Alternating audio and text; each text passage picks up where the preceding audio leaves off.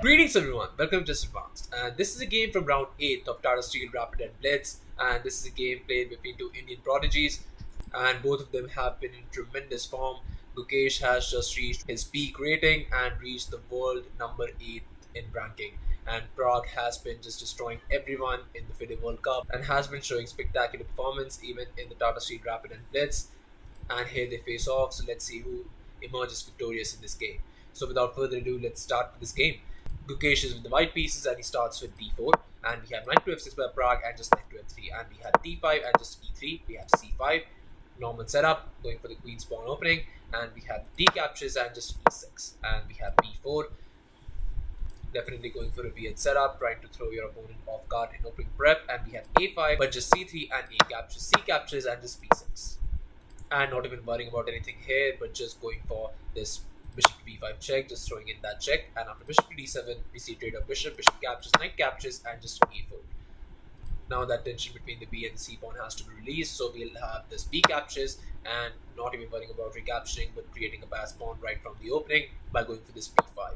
And that's definitely a pawn sacrifice, but it's definitely going to be worth it. So here bishop d6 was played, but just castles. And here queen to c7, but just bishop to b2. And here you can see that Gukesh definitely has the upper hand. He has already created a very nice pass pawn on b5. And here Pragg could either decide to castle and play the long game, or instead disconnect the rooks by not going for castling and just play this king to e7, or instead he could go for the very aggressive approach with this very spectacular g5. And it's definitely a move for the rapid time format. And here after knight captures, you'll see this bishop captures on h2 with the check, and after king to h1, you'll see this bishop e5, asking for that bishop trade. That bishop is very strong, so you have to trade. So maybe after knight to c3, you'll play this queen to a5, and after queen to c2, as that knight was under attack, so you have to defend that, and after rook to g8, you'll play this f4, just here defending and attacking, and maybe after move like bishop to c7, now you'll play this king to g1, and after h6, pushing that knight back, but knight to f3, and now you play this queen to b4, attacking that bishop, and after bishop to a3, you move the queen back, and you'll get this crazy game where black definitely has some compensation for that sacrifice pawn. You have the rook on g5, but the queen is all the way on the a5 square, so give or take, it's roughly an equal game. But instead, not going for any complications, here just e5 was played, and here knight f to d2, but just e4, and here f4 was played, immediately nullifying that bishop's influence, and here just castles, and here after knight to c3, we have rook f to e8, and here rook to e1 was played, but the very nice strike in the center with the spectacular d4, as definitely Gukesh allowed that by sacrificing a pawn, and we have e captures, but just e3, not even daring to even capture back. Pragg definitely shows masterclass with this spectacular e3 move, and we have knight to f3, but just bishop captures on f4, and after knight to e2, we have bishop to d6, but just d captures on c5, and after bishop captures, you have this bishop to d4, just asking for that bishop trade. You see that this bishop is definitely so strong in this position, and here not trading, but instead going for this queen to b6. You want to trade the bishop, so Pragg will trade it, but on his terms. And here queen to d3 was played, not trading. Definitely you don't want to trade on your opponent's terms. And after bishop captures on d4, you have queen captures, but just this queen to a5. If Pragg trades queens in this game, then the end game will definitely be winning for Gukesh. But here knight to g3 was played, and here Pragg could definitely try and create amazing chances by going for this very spectacular rook a to d8. And definitely it seems like it's not doing that very much, but it's not threatening a lot of things here in this game. But you could choose to go for this bold approach with this rook captures on e3. And after knight to e5, you play this queen to c3, and after queen to b6, not trading queens again, endgame will be completely winning for Gukesh. So after knight captures on e5, you play definitely not taking knight, but instead you'll go for this very nice knight to d5.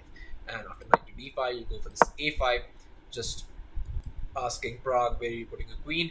So Pragg will definitely trade, queen captures on e3 with a check, and after queen captures, just knight captures, and after knight to c6, attacking that rook. But now once the rook lands on d2, you see that the g2 square is definitely very much weak, and there's no particular way to defend it. So here after a6, you'll play this rook captures on g2 check, and after king to h1, you play this rook to b2, and after rook to e1, you play this rook captures on b5. Now you definitely cannot overload this knight by going for this knight to f5, because this f5 square has been covered. But you can go for this spectacular line with this a7, just pushing that pass pawn, and now you have to put a rook behind it. So after rook to a8, you'll play this rook captures on e3. First, you'll play this rook to c5, just attacking the defender of that a7 pawn, and you cannot save both of them, a7 pawn and the knight. So here, either you move the knight, or you go for the spectacular line with this knight to f5, just sacrificing that knight. And once that knight is captured, rook captures on f5.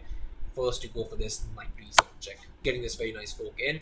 And here, after king to f8, you'll play this knight caps on f5, and after caps on a7, you get this position where black is down a piece, but he's up 2 pawns, and with perfect play, it should be a draw. But instead, in this position, not going for anything crazy with this rook to d8, but instead here just knight to b6 was played, and here just knight to f5.